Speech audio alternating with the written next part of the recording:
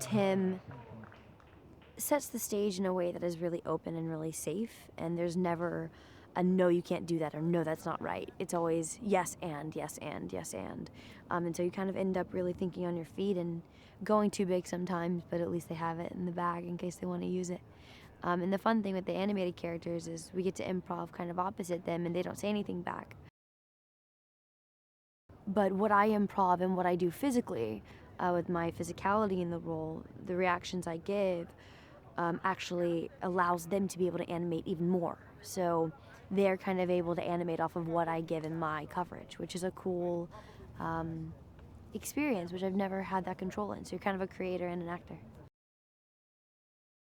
Well, I think there's something hilarious about their slapstick comedy. I mean, they're trying to, it's kind of like the Three Stooges. They're all trying to kill each other in a lot of ways, on accident sometimes and on purpose in others.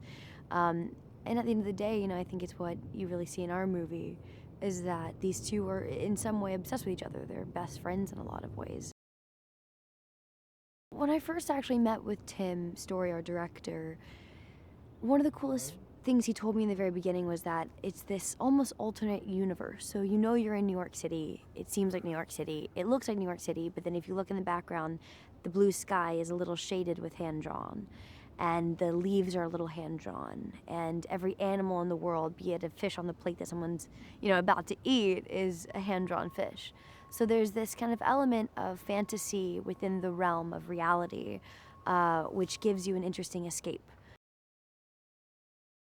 She's strangely lovable for how many bad decisions she makes and how many times she actively lies, but she does it not to just gain the upper leg and kind of, she's never malicious, she never has malintent. She's doing it to try to prove who she is and to really show everyone that she's worthy of this place in life, but it's a little misguided.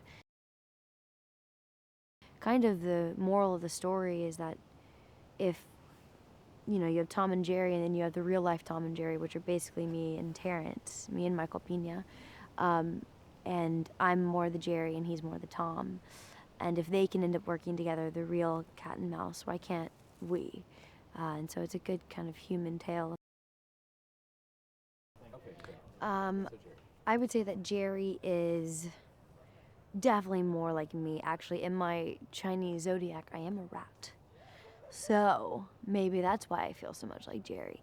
No, I love Jerry. I mean, he's really cunning and he's quick and he's silly and he's very cheeky, and I appreciate that for sure.